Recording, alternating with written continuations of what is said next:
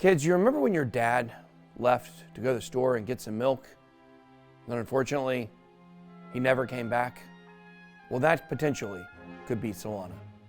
It's time we talk about this dead project and find out if your daddy's ever come back from the store. Let's get it.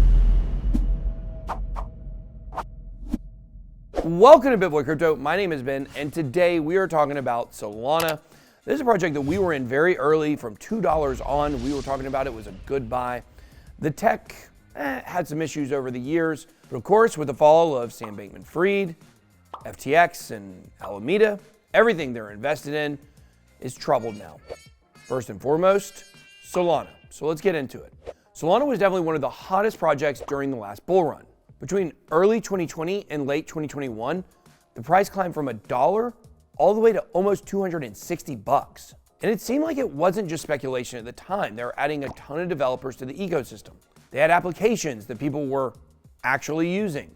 And Solana was the leader in the house when it comes to being the new Ethereum killer. Was this going to be the project that was going to take ETH out finally? Sadly, for Solana holders, that answer is no. You see, Solana had an inside track on Ethereum because it was much faster and the transaction fees were much cheaper. And this is why it made it so appealing for developers to come over and build on the platform. But see, then you get into when the problems began.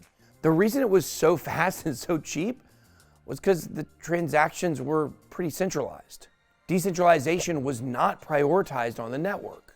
And this is the tricky thing about blockchains. The decentralization part is what makes the user experience slow, clunky, expensive, and complicated. But yet, the decentralization is the number one thing that makes this technology valuable. And it wasn't long before Solana started reaping what it sowed when it came to its lack of prioritization on decentralization.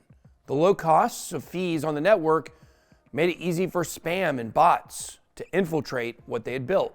And when these bot attacks occurred, the Solana developers likened them to DDoS attacks on Solana. In some cases, these bots would manage to shut down the entire blockchain for hours, something that's obviously unacceptable in the world of crypto that's supposed to be 24/7. Now, there are other rumors for what was going on when the blockchain would go down, but hopefully we'll be able to address that in a later video.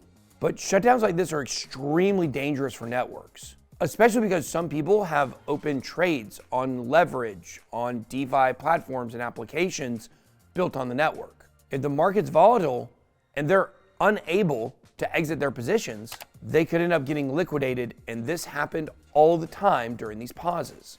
Of course, then we get into the real connections between Solana and FTX. You see, despite all these problems, the Solana price, it kept thriving throughout the entire bull market.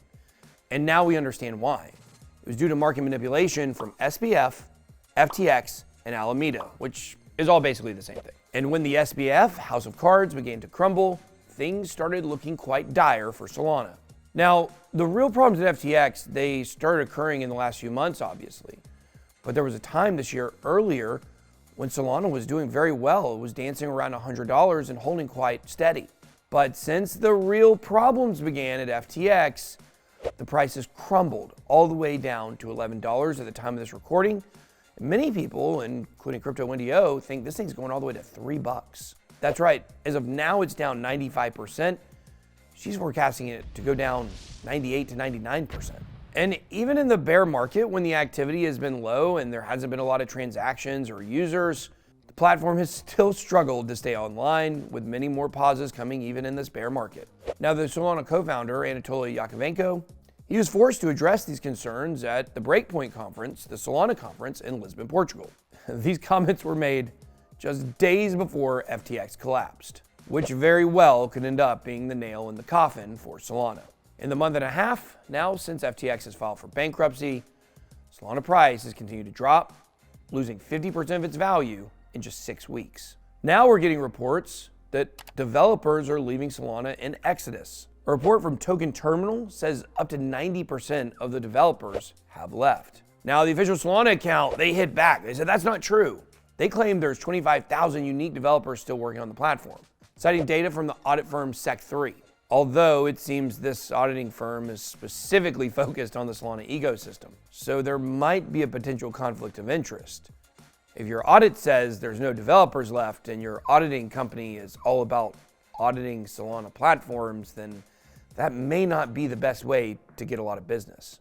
But regardless of the exact percentage, developers are leaving in droves. So are projects. And this week it was announced the top 2 NFT projects, Utes and DGods, well, they're both going to be bridging over to Ethereum and Polygon. Not good for Solana. And as far as TVL, or total value locked in assets on the network is, was down 98%, from 215 million all the way down to a measly $10 million. And I can't help but think back on the last bull run, and all the talk was about EOS being the next big chain, or Tron.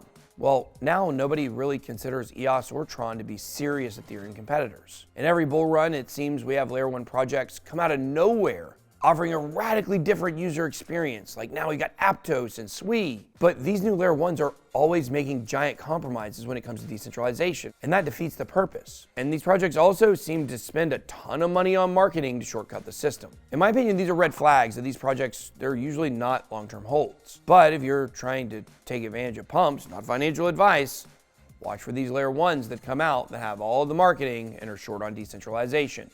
The hype usually leads to an upgrade in price. But make sure to get out of your positions when everyone's euphoric, because these projects, they don't just fall to the ground, they crash and burn. Ethereum will not be the only layer 1 network that makes it, but it's the sure bet right now. And there's a lot of value to capture from layer 1 investments when it comes to the next bull run. But when it comes to long-term holds, you need to find the ones that have professional teams, strong development, and are actually building things and gaining users. Don't get led astray for the latest VC toy, if you will. Right now, we're looking at Cardano, Cosmos, Algorand, HBAR, ICP as potential main competitors to Ethereum. I think the most sure bet here is Cardano, but there are a lot of strong competitors. But by the end of the next bull run, maybe some of those will have crashed and burned too. But one thing's for sure, when it comes to layer 1 investments, when they crash, you don't want to be left holding the bag. That's all I got. Be blessed. BitBoy out.